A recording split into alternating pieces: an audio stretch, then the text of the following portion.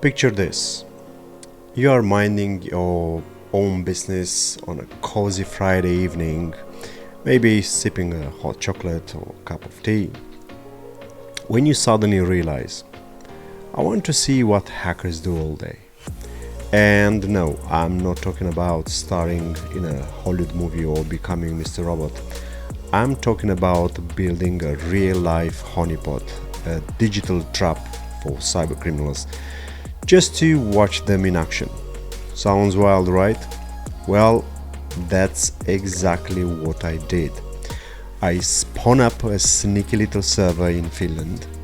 Yes, Finland, the land of saunas, heavy metal, and apparently some pretty decent data centers. The goal was to lure in hackers, bots, and who knows what from across the globe, so I could watch them try to break in. Kinda like setting a big neon welcome hackers sign and waiting to see who knocks first. If you've never heard of a honeypot, think of it like a bait car. You know, those car police leave unlocked to catch thieves in the act. Except here, it's a vulnerable server that attackers can't resist poking at. The difference is, instead of car thieves rummaging around, we've got bots from Russia, script kiddies from the US, and random scanners from Taiwan, all vying to break in. Cool or crazy? Probably maybe both. So in this video, I'm going to show you exactly how that went down. Spoiler alert, it starts off slow, like maybe nobody will show up to my parties kind of slow. But oh boy, once the party started, it was an international festival of attacks. Russia, Taiwan, South Korea, the US, India, Switzerland, Yemen. Basically a world tour of digital mischief. Then, out of the blue, I snagged my first piece of malware. Like reeling in a fish from a murky pond. Exciting, right? But there is more. I'm not a professional malware analyst, to be honest, so you'll see me flail around a bit trying to figure out what the heck I caught. So I'll share how I used ANY.RUN to dissect the malware's behavior, look at the suspicious scripts, and get a glimpse of how these criminals operates behind the scenes. So if you are curious about honeypots, cybersecurity, or you just want to see me freak out over weird files, just stick around. This is going to be a wild ride, and you might just learn a trick or two about how to protect your own systems from this digital jungle out there. So if you are ready, just grab your popcorn, buckle up, and let's dive into the wonderful world of honeypots, hackers, and this unstoppable wave of global cyber attacks.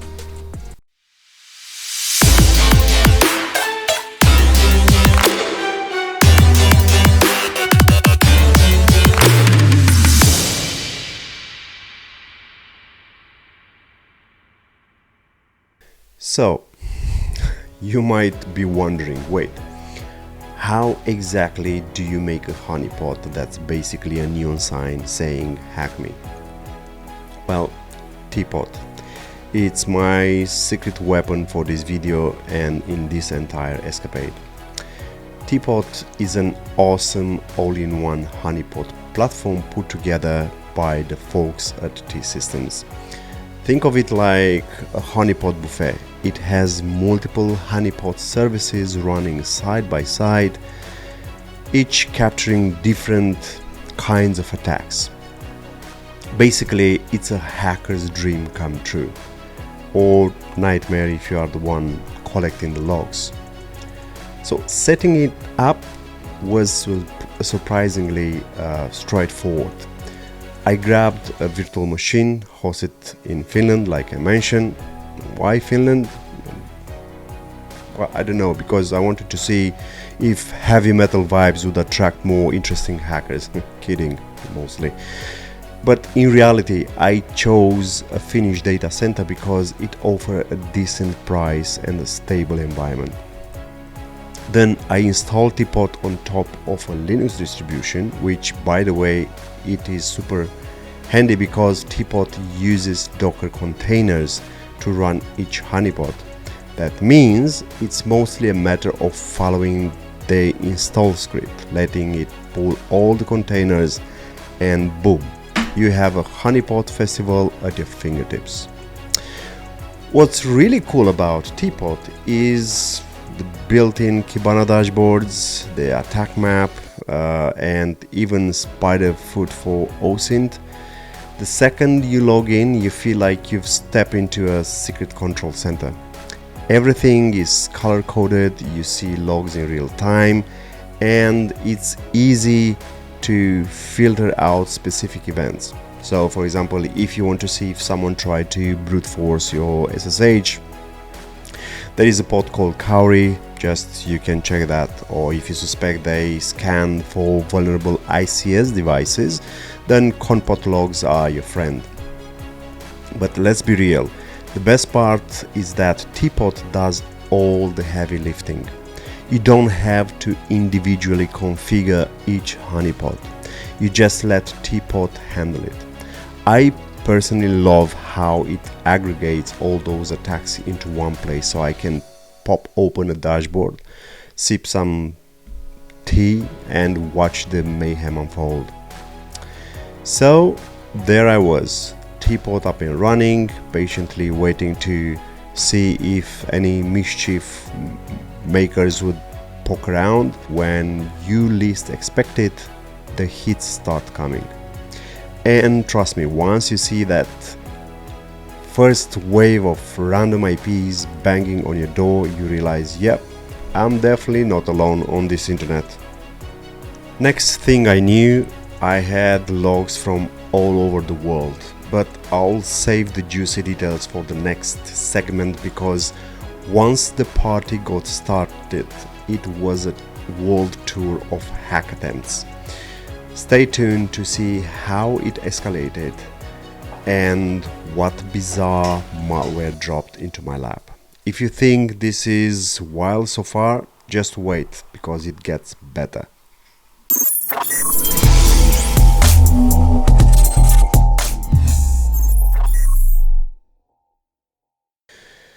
So, the moment of truth. This is where everything got real. So, while checking my Cowrie honeypot, I noticed in this panel, in the Cowrie top URI downloads panel, that someone had pulled down a file from this IP. The file is called beans.sh. So now I hopped into my Kibana logs, and I was checking to see, I was filtering by message, and I found this file in here being fetched by an attacker. So whenever I see a shell script like that, my alarm bells goes off. So it usually means someone is attempting to install or run malicious software on my honeypot. Naturally, I was eager to see what it contained. So I switched to my local virtual machine, TraceLab, which is a specialized OSINT based variant of Kali Linux. So as you can see in here in this corner, that I'm keep fully isolated from my main network. It's a perfect environment for investigating suspicious files without the risk, without risking anything important. So you need to be careful when you're manipulating this kind of scripts or binary files, infected files. You need to be careful not to infect your own network, and even more expose your location or your home IP to the attackers. So now, because I I did already download with wget the beans.sh from that IP. Now the next, what I just did a cut on this script to understand what's going on in here. So right away I saw lines like this. So this is a classic IoT botnet loader behavior. So the script fetches multiple else binaries from this IP that I mentioned, that I showed you before, and makes them executables, run them, and then so here is making an executable, run them, and here, and then they delete the trace of it, as you can see in here, right? So each line targets a different CPU architecture. So you can see in here, so they are different architecture, so it can spread to as many vulnerable devices as possible. Is the same tactic we see in Mirai like botnets all the time. But before going further, I wanted to confirm if this binary is recognized by recognized by any antivirus engines. So I copied one of the scripts, so I copied the last one in here, and I went to VirusTotal and I pasted it in there. So sure enough, as you can see in here, it lit up with multiple detections, which was all the proof I need that this was malicious. All right. Also, out of curiosity, I just want to show you, I love Spiderfoot. It's so awesome, you know, because it does query a lot of OSINT engines in the backend, and you can find out a lot of information about anything you like. I think it's Spiderfoot is very good as a starting point to start investigating whatever you want to investigate, not only IPs but anything you want to scan for, right? So out of curiosity, I also run Spiderfoot on this IP, and discovered it was flagged by multiple threat intelligence sources already. So emerging threats, ThreatFox, multiverse, so you name it, there's a lot of them in here, right? And also it has a bad reputation of SSH brute forcing, Mirai, DDoS attacks, and port scanner, and so on and so forth. So it has the whole family here of malicious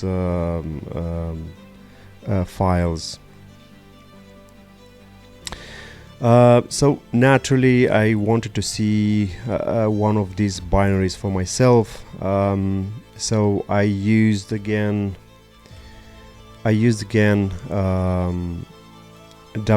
to download one of the binary files, which is the last one in here, as you can see, and I started running some commands on this. I wanted to run file because I want to find the dimension of this. It's an ELF, it's a binary file, 32 bits, SMB executable for Motorola, statically linked, no stripped. I don't know what does it mean that right now, but probably it's a fancy way of saying that it's a Motorola 68020 big Indian binary, so yet another architecture. So these IoT botnets truly love to compile for everything under the sun. And then I also run strings on this one, and I found few suspicious repeats like this one. I want to show you this kind of repeats, right? These strings in here, okay, and some short bits of code that didn't look like normal text. Most likely it's a lot of obfuscation in there. I don't know, I would call it a messy obfuscated snippet with hints of embedded exploit commands. Nothing that screams a single domain or IP, but definitely is the fingerprint of an IoT-oriented threat. I also run a SHA on this one, and I saw that I just check or compare the SHA string, like the hash on my terminal with the one in the virus total. So you can see in here in details is the same one. They even, yeah, it's even this hash is, yeah, it's already flagged by so many engines, has everything in it, right? All the Trojans, all the bots in there. It's, yeah, Trojan.Mirai exploit. All right, so this is what we are dealing with right now. Okay, so going back to my terminal. All right, and yeah, then the next step, I just run this radar 2 command with these 2 extra flags in here, which handles the relocation and caching, which is handy for these heavy stripped binaries, right? Then I run the AAA in here to analyze everything of this file, and then I run an FAL as well, as you can see in here, to get all the functions. And sure enough, it showed typical IoT bot placeholders like these ones, as you can see in here, all these placeholders, yeah. Then what else? I run an entry 0, I think, in here, right? And then I run a PDF on that, and we see the initial instructions is using this function in here. And after I run the is command, it turn up references for multiple router exploits. So it's a clear evidence that this binary targets multiple devices types. It's awesome. I like it. I'm mesmerized. It's the first time I'm trying to decipher a malware like this. Like I mentioned, I'm not really into malware analysis, but I was just curious to see how it works. Like I mentioned in the beginning of the video, I was just thinking, like, what hackers do, what the SOC analysts are they doing. So this is exactly what SOC analysts do, right? So all the steps we are taking here, so investigating suspicious downloads, analyzing malicious scripts, running static and dynamic checks, and gathering all these indicators of compromise are core tasks that the Security Operations Center analyst performs on a daily basis. So even by examining these logs, right, and isolating suspicious files in a safe environment, like I'm doing with the Trace Lab, and sharing all these IOCs, it's essentially following the same workflow a SOC analyst would use to detect, analyze, and respond to threats in a professional cybersecurity settings. Okay. All right. So putting all this together, I realize this is a textbook IoT infection chain. So attackers find an open port or exploit a weak service, drop this beans.sh to figure out your CPU architecture, then download and run the matching ELF binary file, right? So once it's running, the malware either calls home to a command and control server, which is the most probable in this case, or tries to spread further. So it's exactly how IoT botnets continue to evolve right in front of our honeypots, right? Now, You might wonder what comes next. In the next segment, we'll jump into ANY.RUN sandbox to observe the malware's real-time behavior, like probably DNS lookup, C2 connections, and possible second stage payloads if it's there.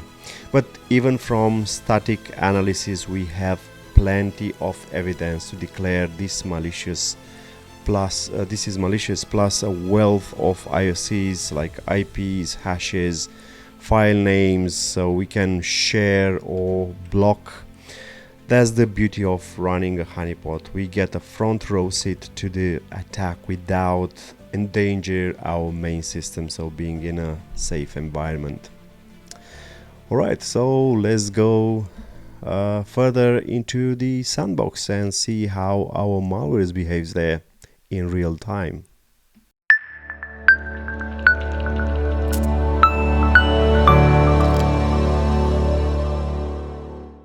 All right. That's awesome.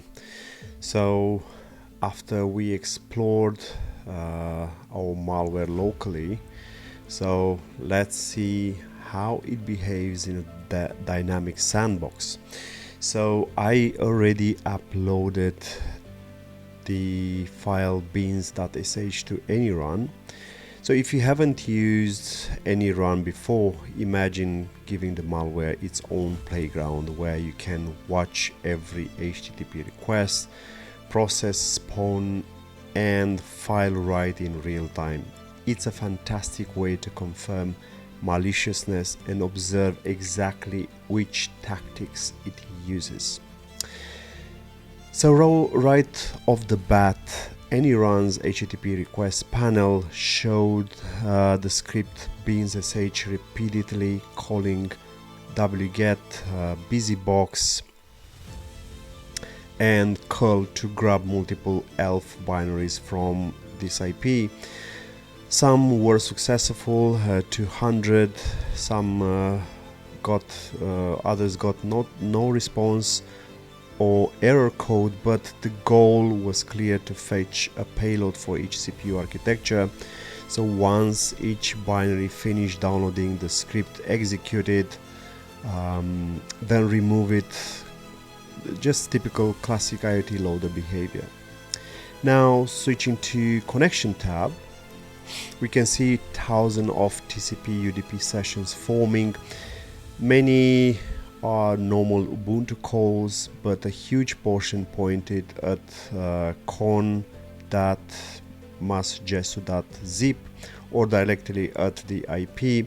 ANY.RUN even flagged multiple connections from the same binary, trying to brute force external IPs, highlighting how this loader attempts to spread across the internet. We have DNS request list as well here, and then we have the threats tab. So ANY.RUN's identify 58 distinct threats. They range from potential corporate privacy violation to attempt administrator privilege gain for suspicious chmod usage URI, or even the sandbox intelligence labeled them as a Netgear, for example, or GPON router exploits, even web server RC. So this confirmed that the script was systematically hitting multiple endpoints, trying to compromise different router models and IoT devices. The process graph looks like a branch tree of chaos. So we have the beans.sh as the root, so spawning process after process, using wget, curl, and busybox, each pulling down a new binary or script. So it's basically a chain reaction. The script sets up the environment, downloads more payloads, attempt to exploit or brute force other IPs, and then cleans up. So it's pretty neat. ANY.RUN's visual layout makes it easy to see the entire infection flow at glance. We have the meter attack matrix, which mapped the malware's actions to known adversary tactics. So we have the command and scripting interpreter in here for the bash usage. Then we have the indicator removal due to the RM commands, where it's trying to delete tracks. Then we have the system information discovery for the environment checks, so it's checking all those environments to see what it can infect. Then we have the ingress tool transfer as well. This is for downloading the malicious binaries. So it's a quick visual confirmation that the malware follows typical IoT botnets pattern. The IOC panel, so ANY.RUN listed all the dropped ELF binaries and associated IP addresses. So this is a prime threat intel you can feed in your firewall, CMO, block lists, wherever you're running on, or on your own environment. Additionally, ANY.RUN lets you download a pickup file, this is awesome. It allows you to download the pickup file of all the network traffic generated by the malware. So this is where Wireshark comes in. So I already have my Wireshark opened here. So I grabbed already the pickup and I opened it in the Wireshark and got everything like a raw packet, view of every handshake, exploit attempt, and data transfer. As you can see here, I have 17,338 packets for this pickup file. It's a next level of analysis, yeah, so you can filter by IP, you can focus on the HTTP or TLS traffic, or spotting repeated TCP resets packets that can show the malware being blocked or resetting connections. I'm keeping a set of custom Wireshark profiles, as you can see in here, which is loaded with pre-established filters, which allows me to quickly highlight suspicious traffic. Yeah, it's an easy way to spot repeated connection attempts. As you can see here, for example, on HTTP requests, you can see the binary files which were requested by the attacker into the server, and even these weird commands in here, which is like processing those binary files and execute them and then delete them and so on and so forth, right? It is awesome to have these profiles ready because it's saving so much time instead to keep adding filters in there.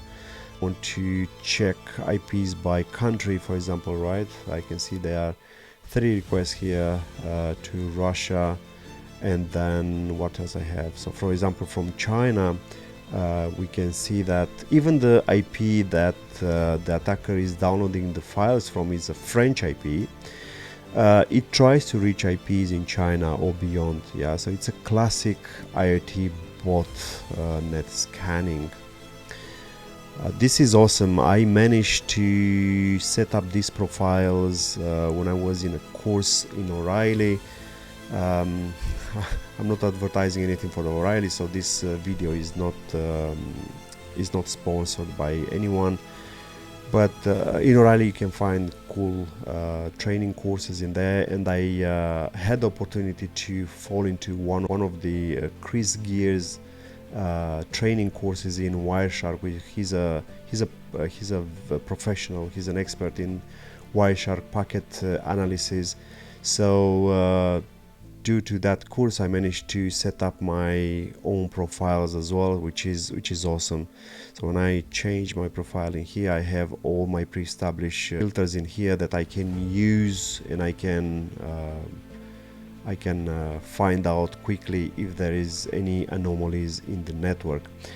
Again, I'm not also a network expert, but I love to dissect, I love to analyze data. It's awesome.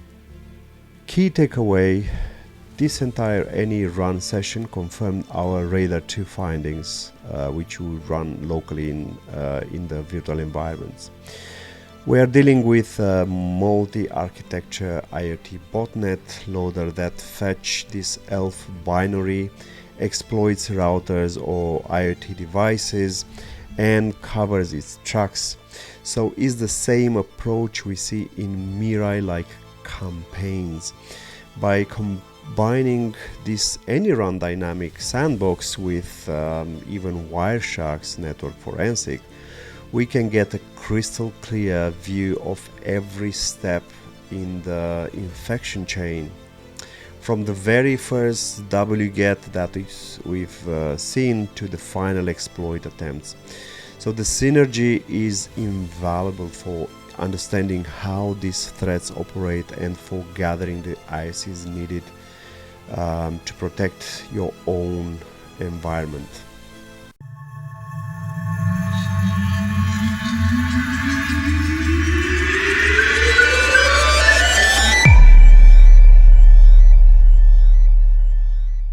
Well, that's the story and on how I set up my teapot in Finland, waited somewhat impatiently for attackers to find me, snagged a malicious script, dropping multi-architecture ELF binaries, and confirmed it was part of an IoT botnet using Radar 2, ANY.RUN and Wireshark. Why does this matter? Well, because IoT botnets aren't going anywhere. They scan the internet 24/7, looking for easy wins. So my honeypot was just another target on their massive list. But by combining teapot's data with a bit of analysis, we managed to pull back the curtain on how these threats operate. On a personal note, you don't need to be a pro malware analyst to gather real-world insights into how attackers work. I'm more of an OSINT analyst myself, but I really wanted to follow these steps to see firsthand how malware behaves. I never expected to snag such a big and dangerous sample, but it turned out to be an incredible learning experience. So if you are thinking about building your own honeypot, here are some quick tips. Always use an isolated or virtual environment. Don't risk your main systems. You can try Teapot for all-in-one honeypot platform, so link in the description below. You can use ANY.RUN or any other sandboxes to see dynamic behavior. Then you can dive deeper with Wireshark if you want raw packet analysis. You can share your findings as well, post IOCs, so anything like IPs, files, hashes, so others can block or detect these threats too. Thanks for watching this journey. If you found it helpful or entertaining, hit that like button and subscribe. Feel free to drop questions in the comments if you like to. Until next time, stay curious, stay secure, and I'll catch you in the next video.